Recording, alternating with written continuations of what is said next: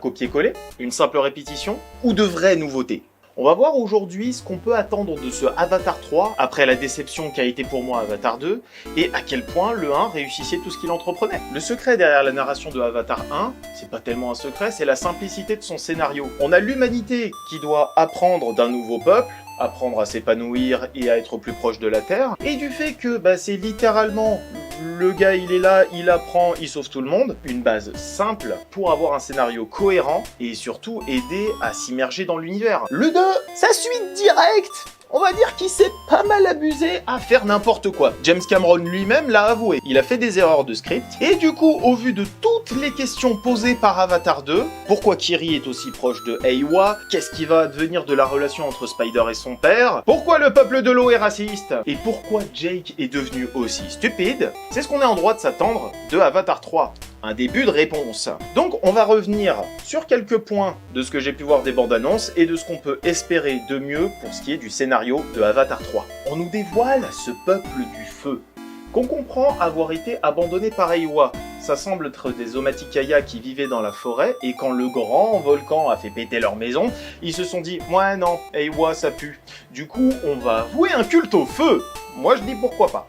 Les bandes annonces nous suggèrent pas mal de plans contemplatifs qui se contentent juste de faire des jolis plans pour être cool avec des youhou. Et j'espère que le film sera pas tellement ça. On voit pas mal de Reddit des anciens films. Je pense au plan avec tous les Tulkun qui ressortent qui font très Abyss.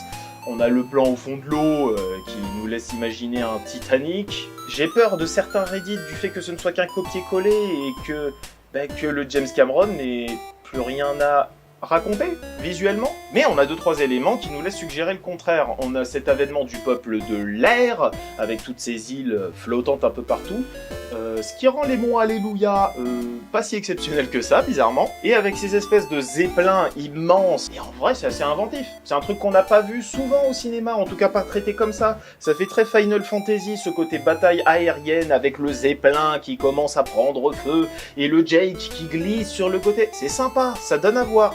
On profite un peu de l'univers pour nous montrer quelque chose qu'on n'a pas souvent vu, ou en tout cas traité de cette façon et avec cette qualité d'effets spéciaux. Ça nous permet d'étoffer un peu l'univers, de se rendre compte un peu des différentes cultures, de comment chaque peuple a évolué au cœur de Pandora, ce qui était un peu compliqué dans le 2.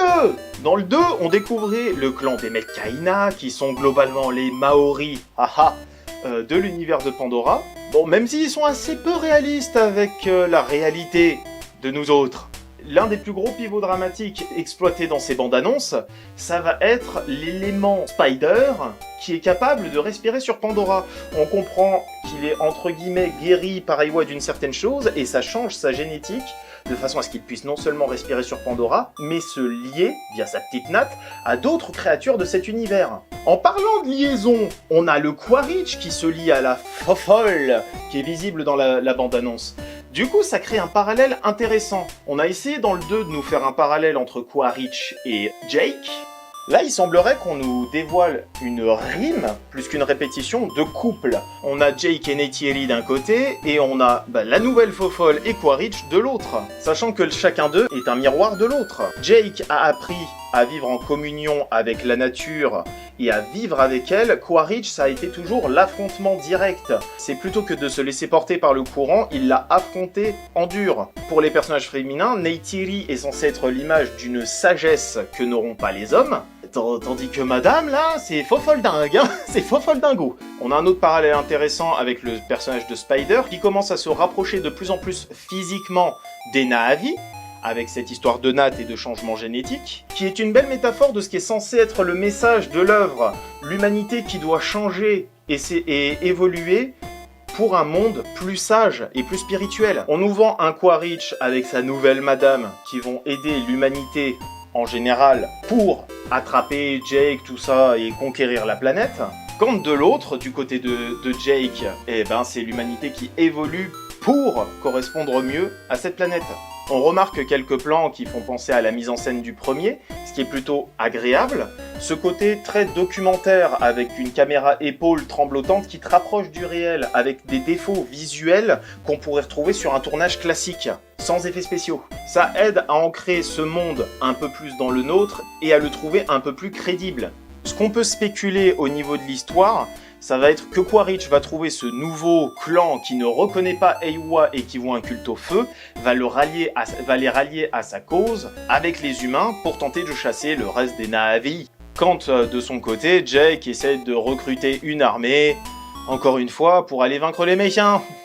Vu que j'ai pas énormément aimé le 2, scénaristiquement, il y a des choses qui déconnent pas mal. Je me demandais quelle direction allait prendre le 3, s'il allait choisir de prendre la nouvelle direction lancée par le 2, la route déshydratée là, ou essayer de se rapprocher un peu plus du premier, qui était vachement bien, qui avait un scénario beaucoup plus cohérent et simple, ce qui en faisait sa qualité. De ce qu'on voit des bandes annonces, on peut s'imaginer un peu des deux. On va récupérer certains éléments du 2, notamment le clan des Metkayina, le peuple de l'eau.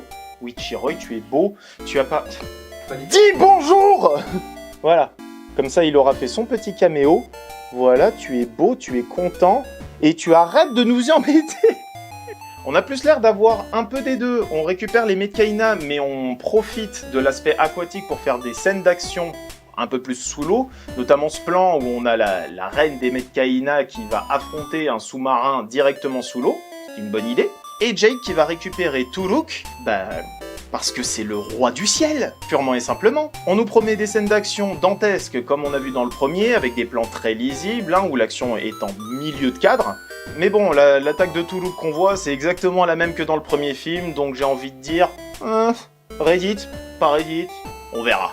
En conclusion, honnêtement, je sais pas trop quoi en penser. D'un côté, j'ai quelques raisons de me dire que ça va être sympa, mais bon, je me disais la même chose d'Avatar 2. On étoffe un peu l'univers de Pandora avec cette idée des zeppelins du peuple du ciel et le Spider qui est guéri par Eywa pour qu'il puisse respirer dans ce monde. C'est un élément que je trouve cohérent dans l'univers de Pandora, ce qui est plutôt sympa.